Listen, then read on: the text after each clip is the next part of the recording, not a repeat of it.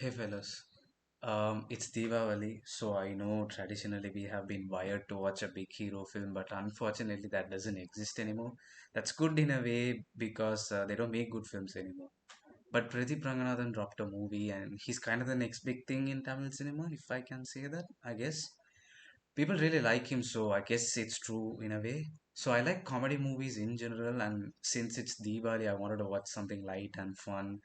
I'm sure as shit not gonna watch Bison on a festival week, bro. I'll watch it later. So Dude was the only option.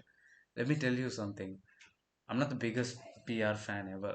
I didn't like any of his movies in the past. Love Today was ass. I really hated it. And then Dragon, here and there were compelling aspects to it, but I can't say I had a good time. Most of the comedy scenes just didn't work for me as much. So I walked into this movie just expecting a few laughs and nothing more than that. I mean, I wasn't even expecting a good movie, if I'm being very honest. But to my surprise, I kind of had fun.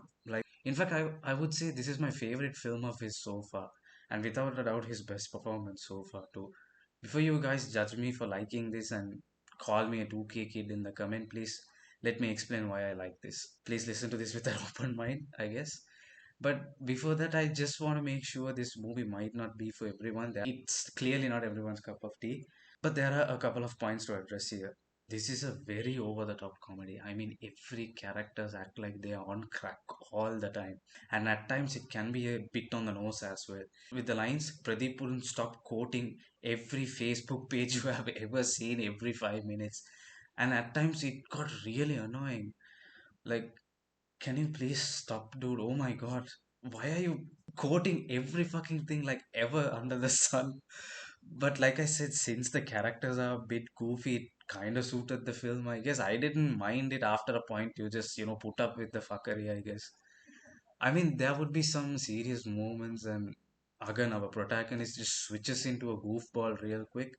I don't know how everyone will take it, but to me, that's the character. He takes everything on a light note and deals it with the left hand, like the character says in the movie. That's what he does, like something serious. Like the characters would be having a very serious conversation, and bro just switches into a goofball. Even I don't know why this worked for me because usually I have a problem when characters switch like that, but somehow in this movie it just worked for me. Let me explain why this movie works, and at times it does some really tricky things with writing, and it absolutely lands.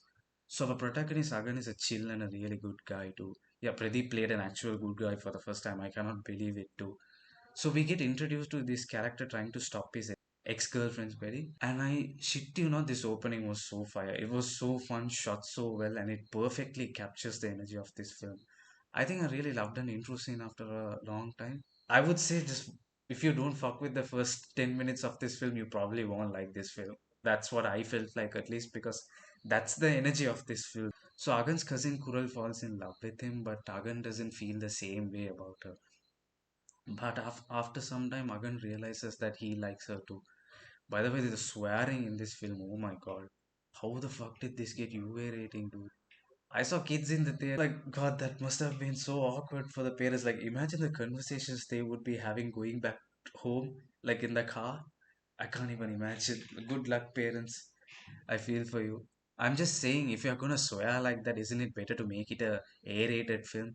I was pretty taken back by it, and I was thankful that I didn't bring my parents, honestly. But even if you take the plot, I don't think it's appropriate for a kid.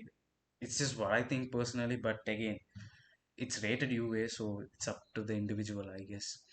Okay, but the time Agan realizes he likes her, she falls in love with another person. But Satyaraj, who happens to be Kural's dad, has already made plans for the wedding. So Kural tries to convince her dad to get her married to the guy. Convince her dad to get her married to the guy she is in love with.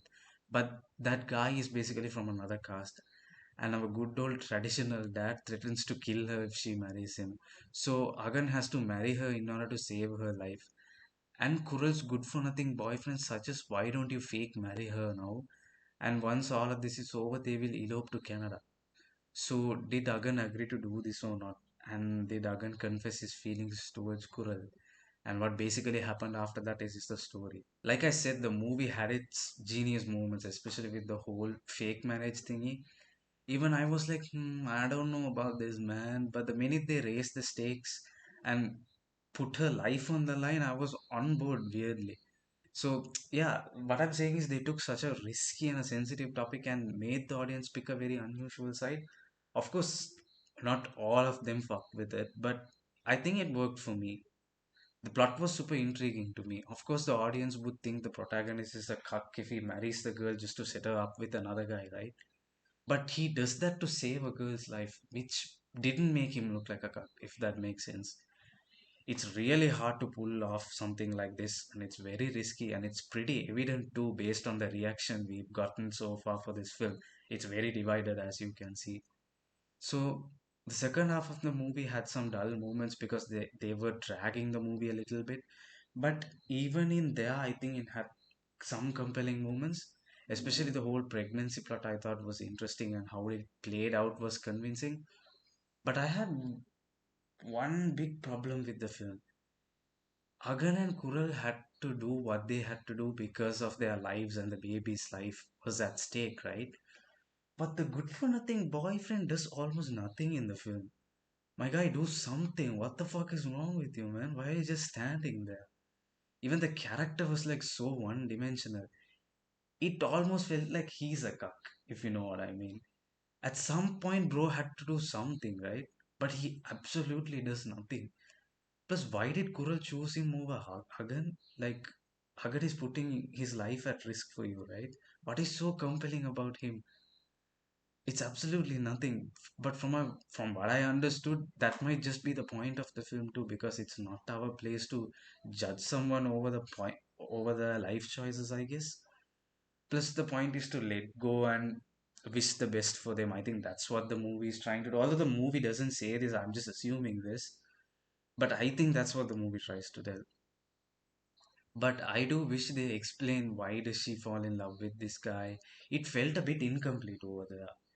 And I think that's why half of the people are struggling to pick Agan's side because it feels like he's giving up a bit too much. Even Kural's character clearly learns her mistake and tries to rectify it. But why is she forcing him to getting married though? I thought the whole point of the movie is marriage doesn't work like that, especially if the heart isn't there. But this girl rushing him into getting married kinda beats the whole point. I don't know, it was really weird. Like, but unfortunately, the movie falls into a very generic cliche Tamil cinema category towards the end. I think it because it went from introducing you to a very progressive story, but towards the end it tries to please the audience in a way. I don't know who got into the middle and changed the script, or if this is what director's initial idea was, but it clearly tried to please the audience. The guy, I mean, Sarath Kumar's character does honor killing and almost kills his grandson, like fucking points the gun at him. Just because the protagonist spits facts and advises him on why this is wrong, he changes.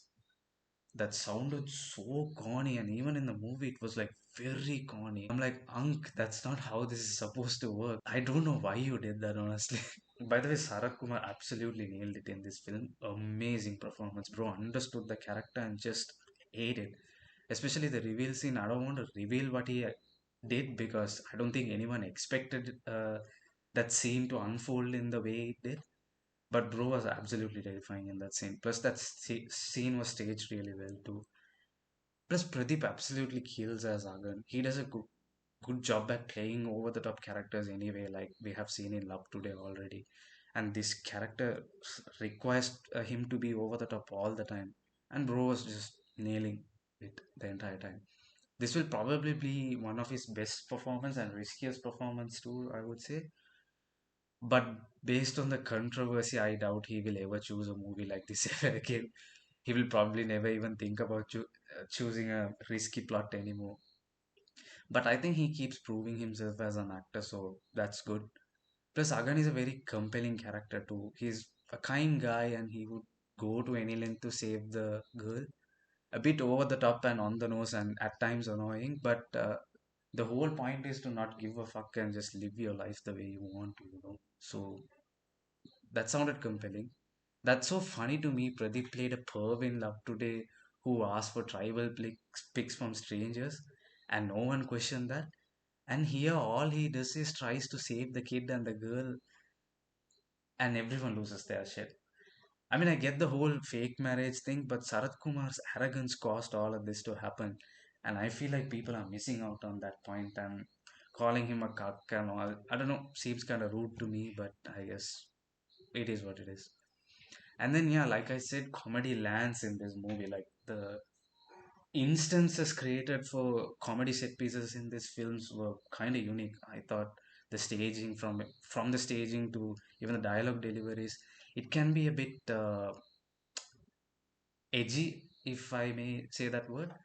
But if it's your type of thing, it'll absolutely work for me. There were some good laugh out loud moments for me in that film. And it's definitely unique, and the music were good.